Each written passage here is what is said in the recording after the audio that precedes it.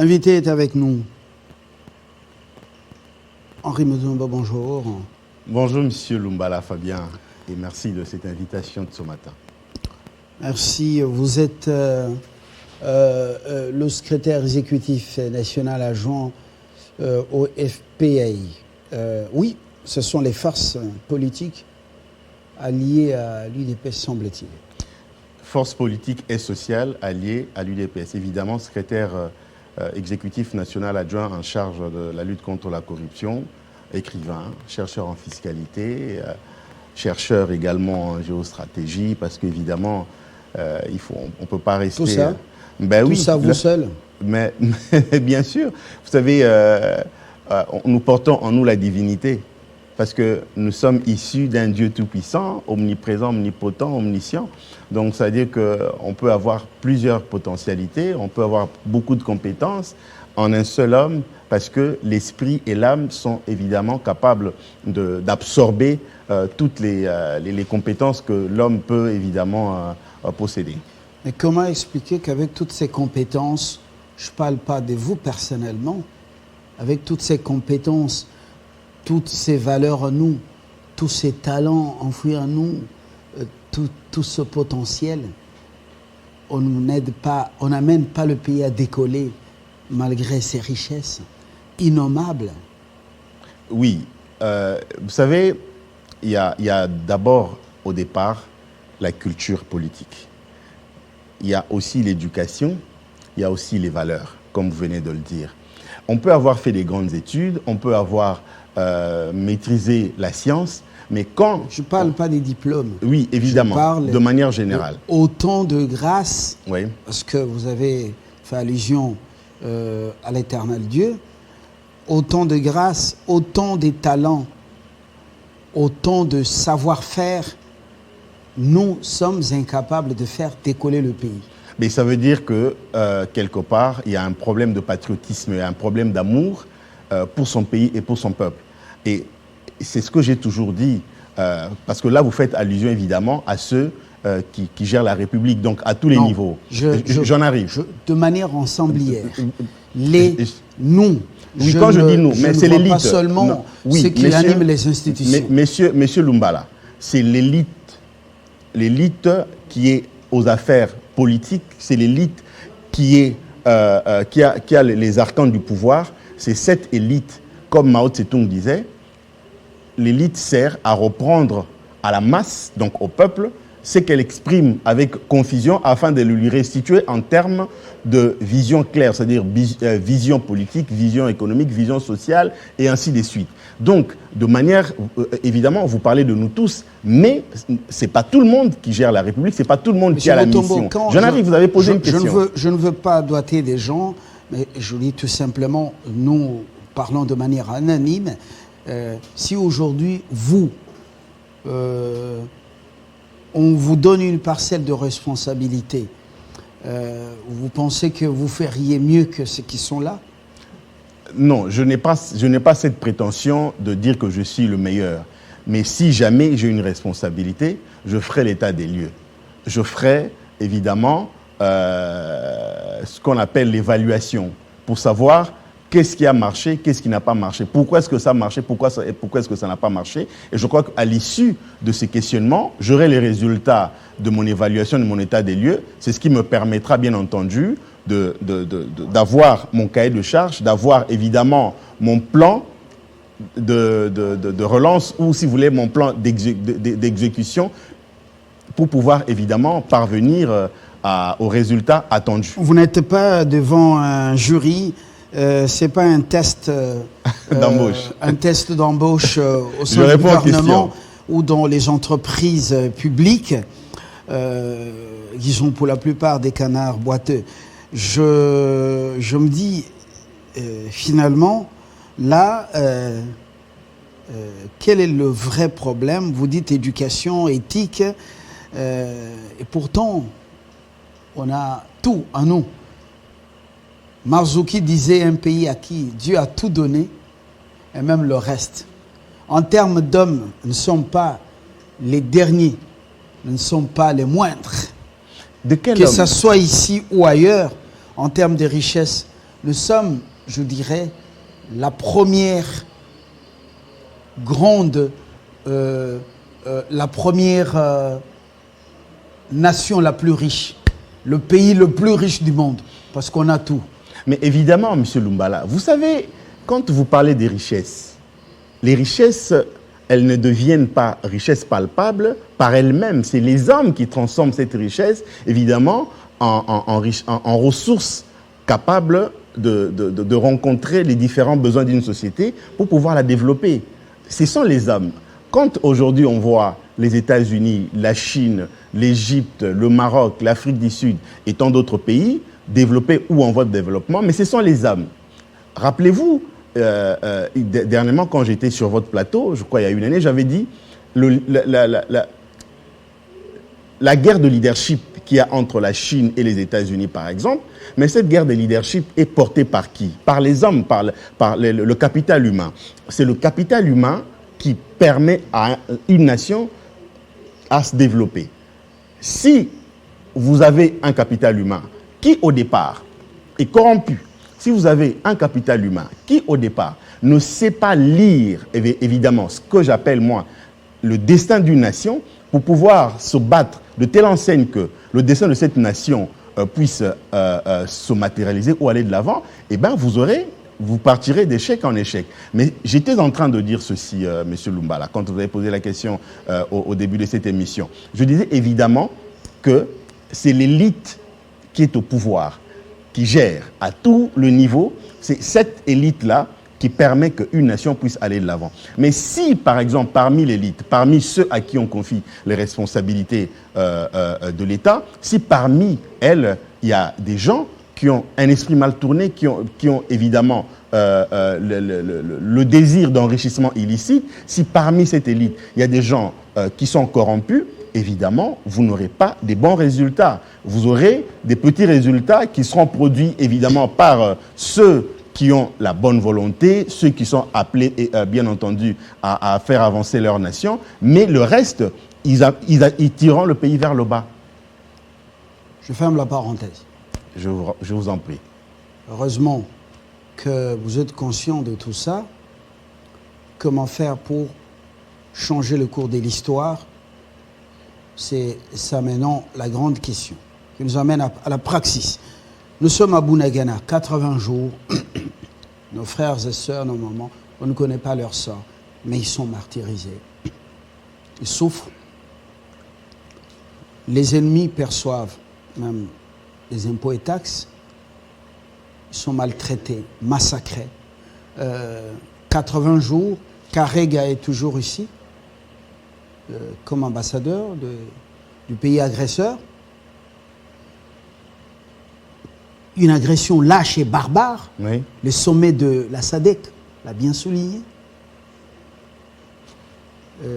Est-ce qu'on n'a pas fermé de frontières? On n'a pas pris d'autres mesures contre le Rwanda?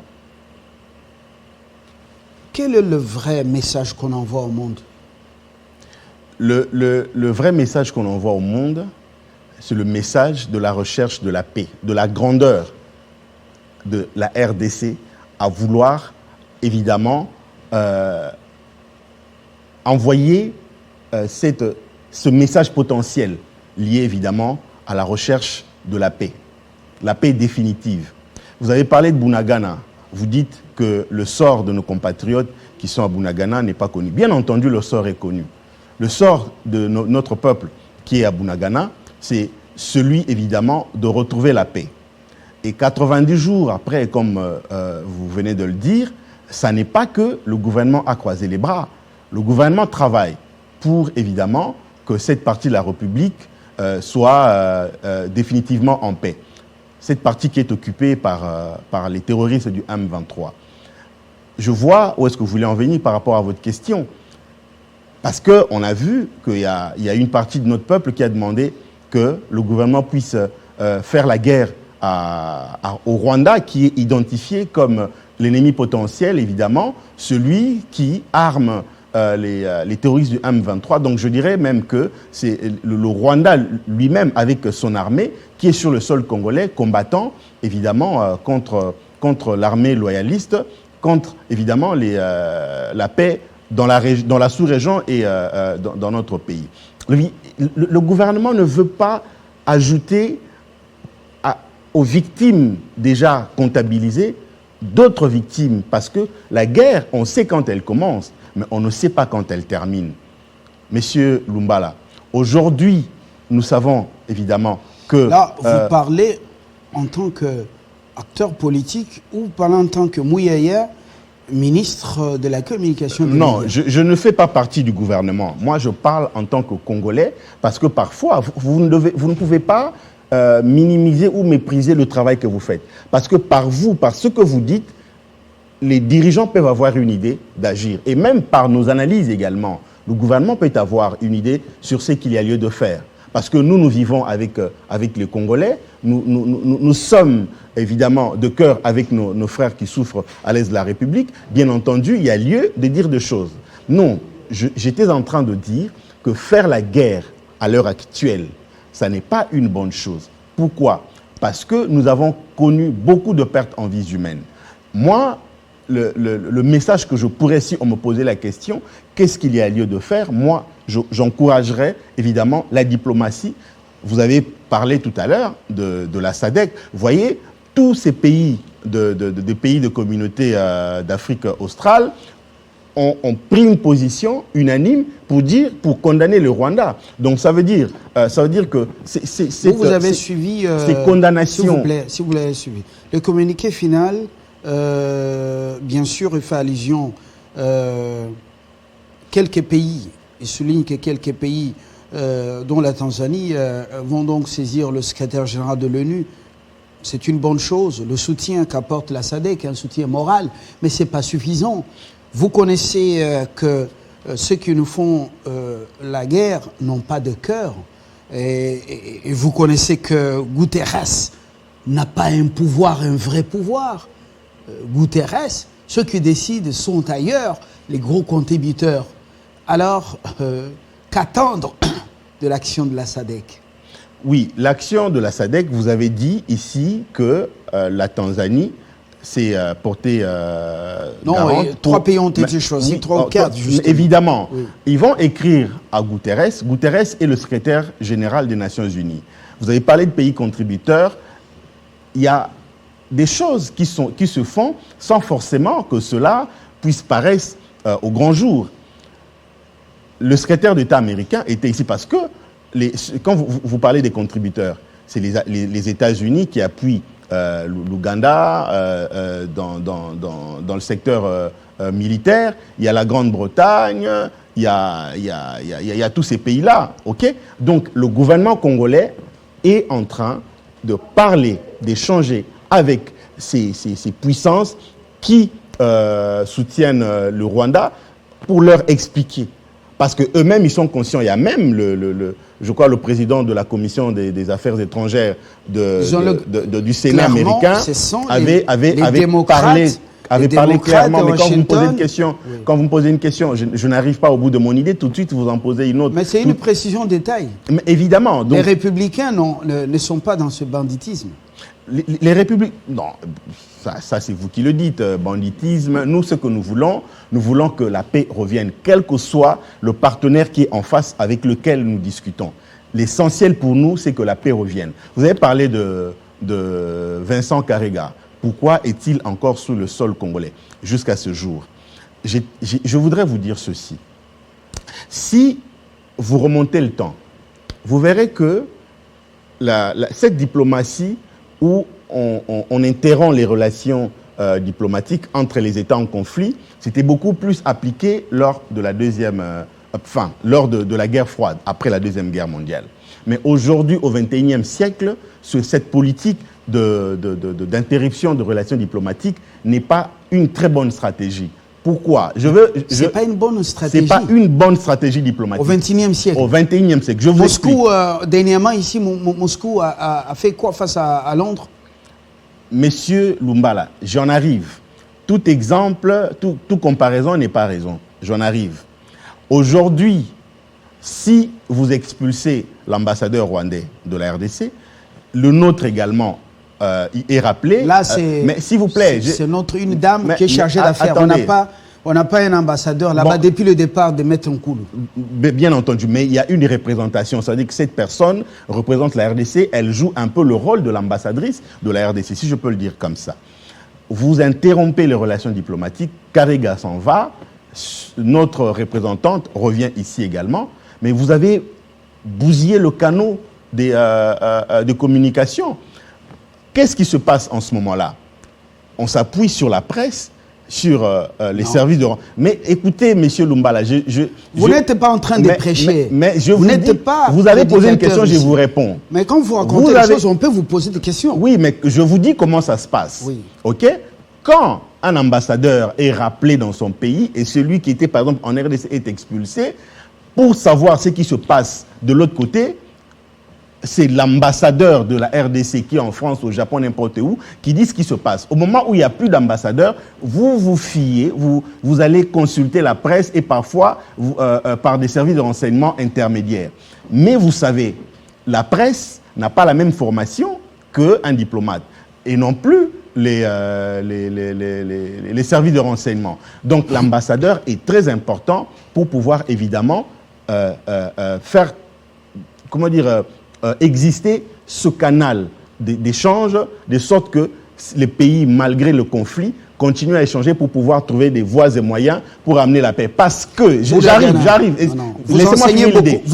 Vous enchaînez beaucoup. Attendez, non, monsieur Lumbala. Quel est le rôle que Karega et la maman chargée d'affaires à Kigali ont-ils joué pour que les massacres cessent à Bunagana et que le fameux, voilà, ce que vous appelez groupe rebelle, mouvement rebelle, quitte Bunagana. Terroriste.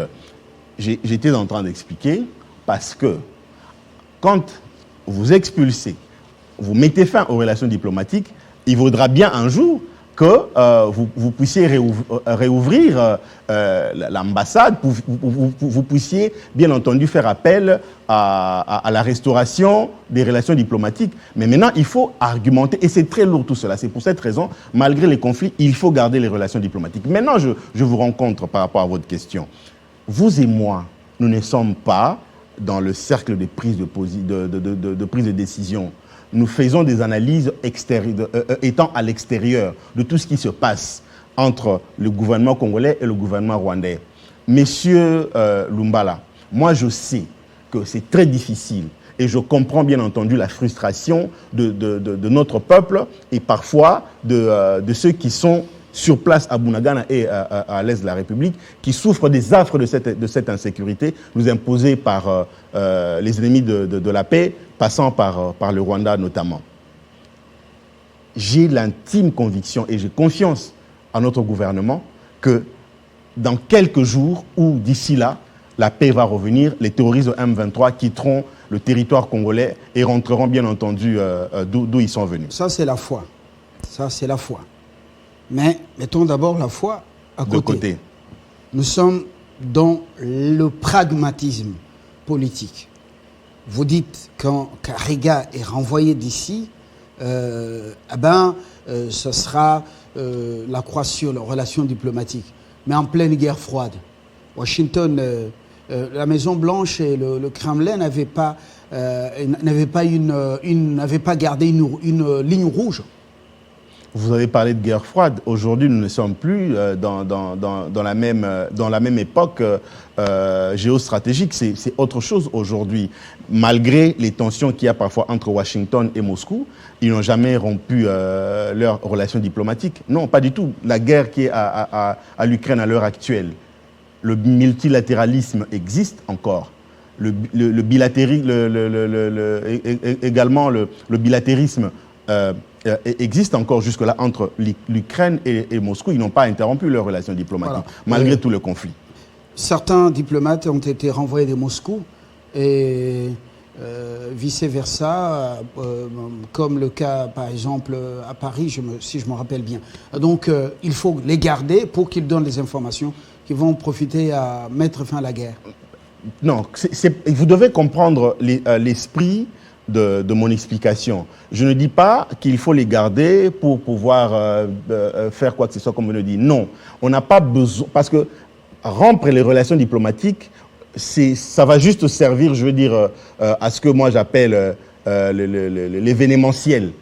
Ça ne sert à rien. Nous, ce dont nous avons besoin, c'est que la paix revienne, quel que soit le prix.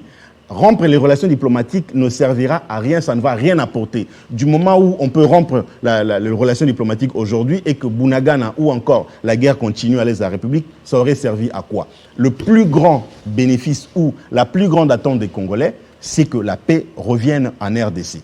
C'est ça.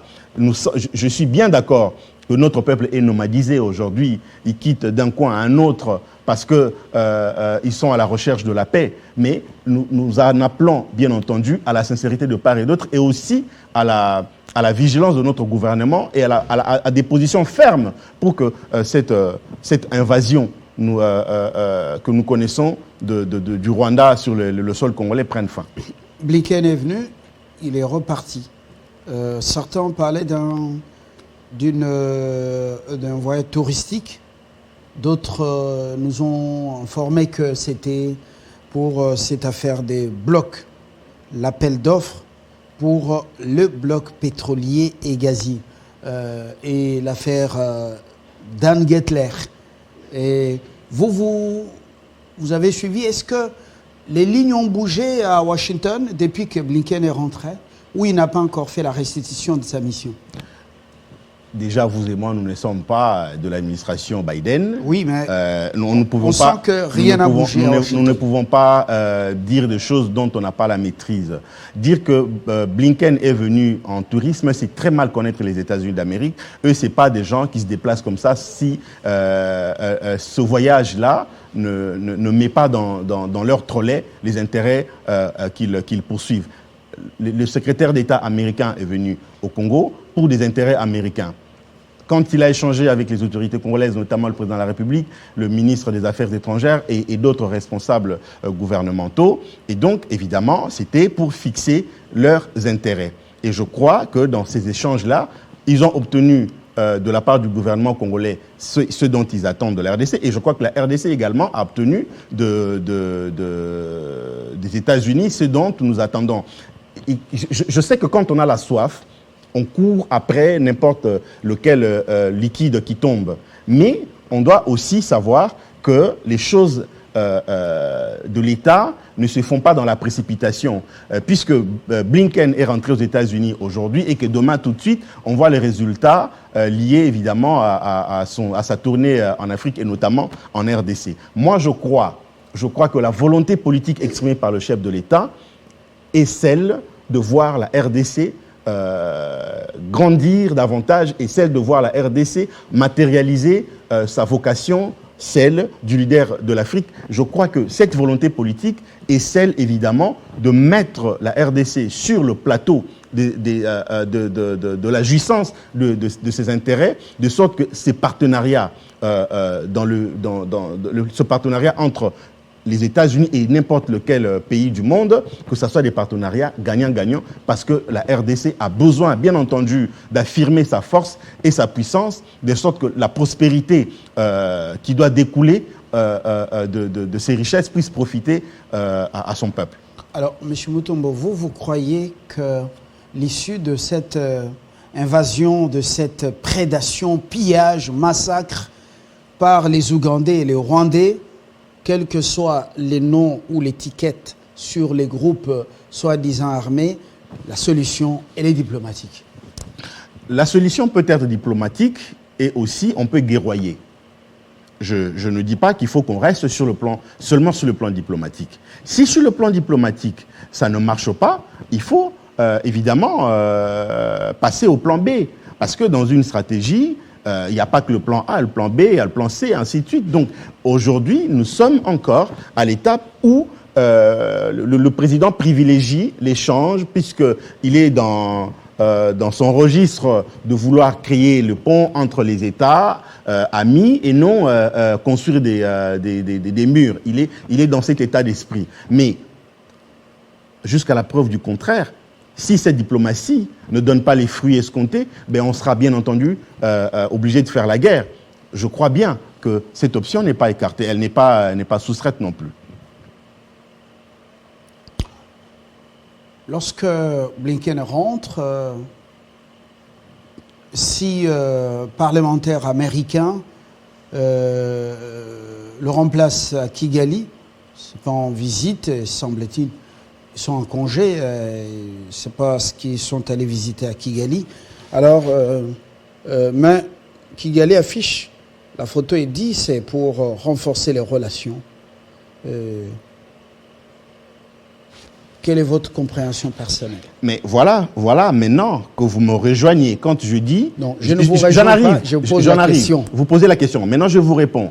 Voilà que cette visite de ces personnalités américaines, si nous n'avions pas notre représentation ou quelqu'un qui représente la RDC, comment allons-nous savoir tout ce qui se passe sur le terrain? Si Kigali dit... Il y a plusieurs canaux.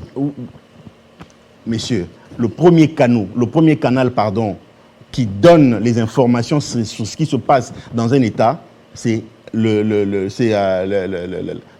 diplomate de votre pays qui est dans un autre État qui vous donne les informations sur ce qui se passe avec le service de renseignement qui l'accompagne. Alors, j'étais en train de dire, vous savez, le Rwanda, c'est ce pays choisi par ceux qui ont planifié la déstabilisation, la balkanisation de la RDC. Ils ont choisi ce pays pour la matérialisation de ce projet.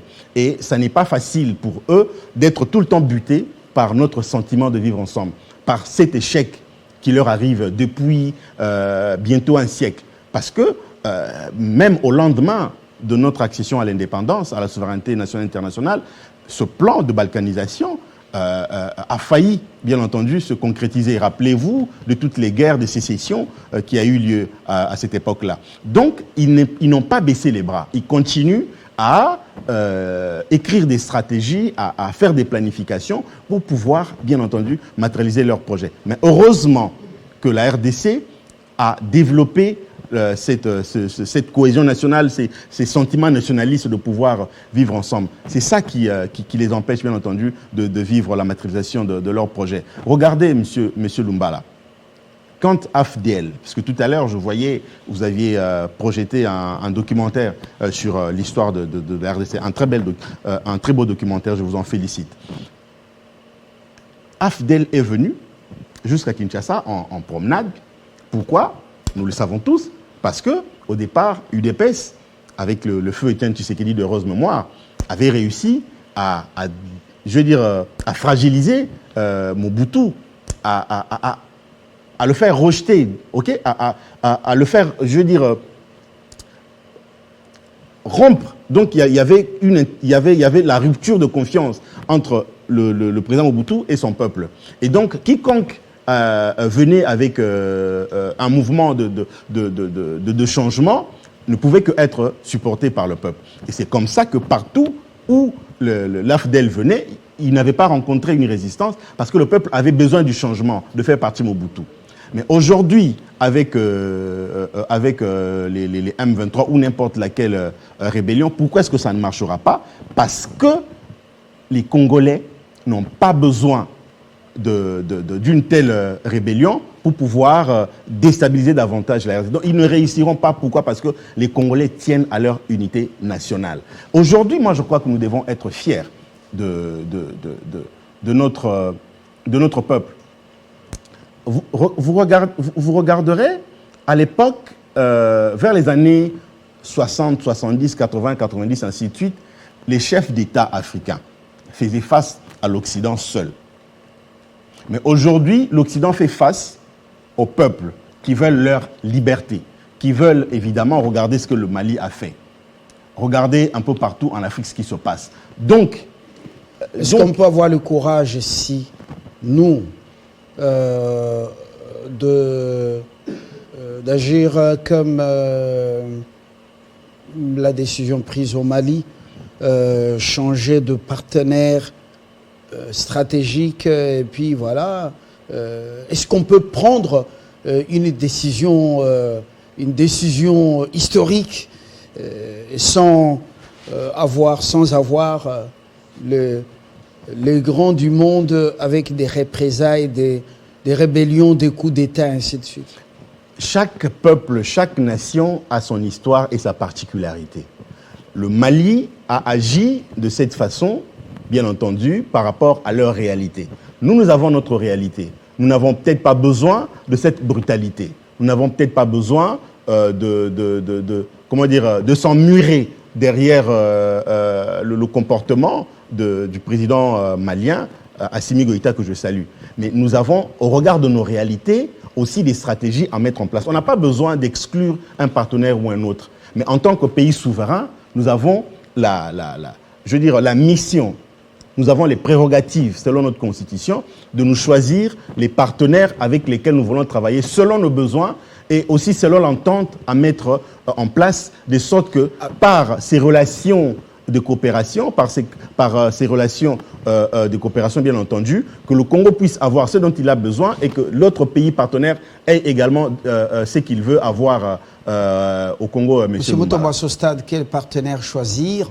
Parce qu'il nous faut opérer un choix. Les hypocrites traditionnels ou bien les nouvelles puissances militaires et économiques? Nous devons aller, je veux dire, en parallèle avec tout le monde. Ceux que vous accusez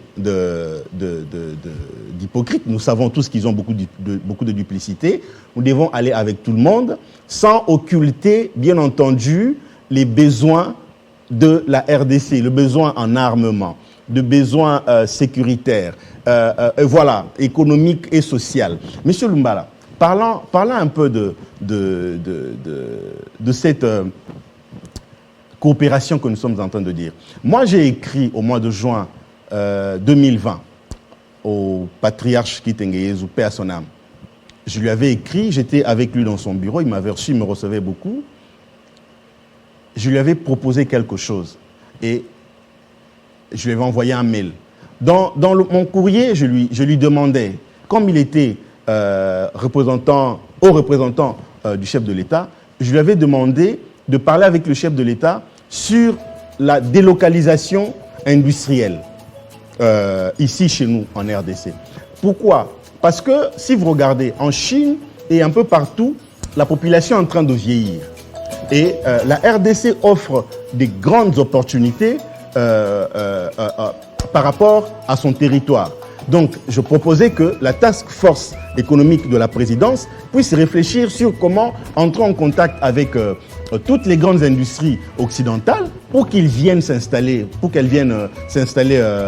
en RDC et que, au travers de notre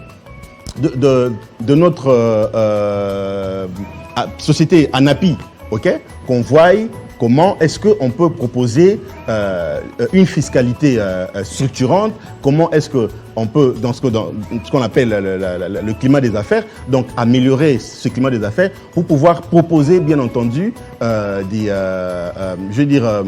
opportunités à ces industries qui puissent s'installer ici chez nous, parce que nous avons des grands espaces, nous avons notre population qui est très jeune, qui est très dynamique et très compétente, de sorte que, évidemment, par cette délocalisation industrielle, que le Congo puisse tirer le plus grand bénéfice qu'il a à proposer au monde et aussi donner les emplois de masse à notre jeunesse. Parce que, vous savez, nous avons 80 millions d'hectares de terres arables qui sont inexploitées dans la plupart des temps. Et donc, cela permettrait que ces industries puissent s'installer dans le secteur agricole également, agro-pastoral. Pourquoi il ne vous avait pas écouté? Il est mort. La correspondance... Il est mort. Vous avez eu la réponse d'abord à votre correspondance? La semaine où on devait se voir pour en parler, malheureusement, le patriarche est mort, paix à son âme. Et donc, par cette émission, je donne cette idée à notre gouvernement d'étudier cette possibilité pour que nous soyons de manière anticipative le premier à prendre langue avec des différentes industries. L'émission est finie. Il y en a plusieurs en Occident qui entrent en contact avec ces industries, de sorte qu'ils trouvent la possibilité de négociation pour venir s'installer en RDC. Avant de faire les affaires, mettons fin à la guerre, libérons Bunagana et que l'intégrité territoriale soit restaurée. Et puis après, on va par l'affaire. On massacre. Non, je ne suis pas d'accord. S'il vous plaît, on massacre les Congolais et les Congolaises, les enfants, tout ce qu'on voit, tout tombe dans le fun. Et puis, comme si.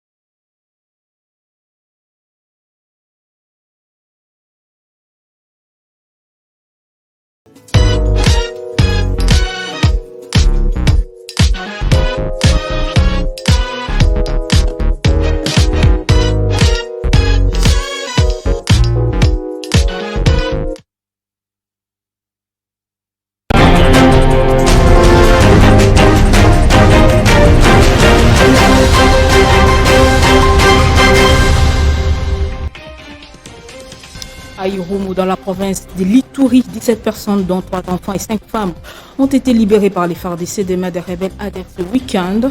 Ce passe à une vaste opération menée contre ces terroristes par l'armée régulière dans les villages Loloa et Lumalissa. Crise dans les Tanganyika, la gouverneure Julie Ngunga est convoquée à Kinshasa par le vice-premier ministre et ministre de l'Intérieur pour une consultation. Une convocation suite à la tension observée sur le plan politique dans la province depuis sa prise des fonctions.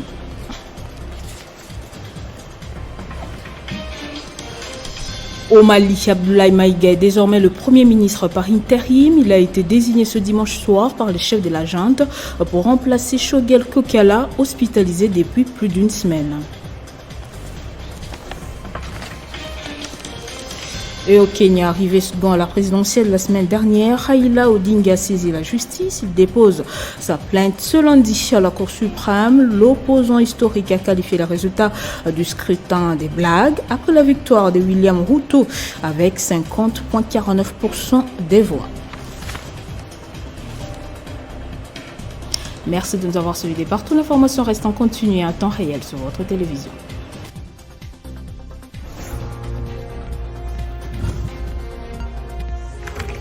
L'actualité reste en continu.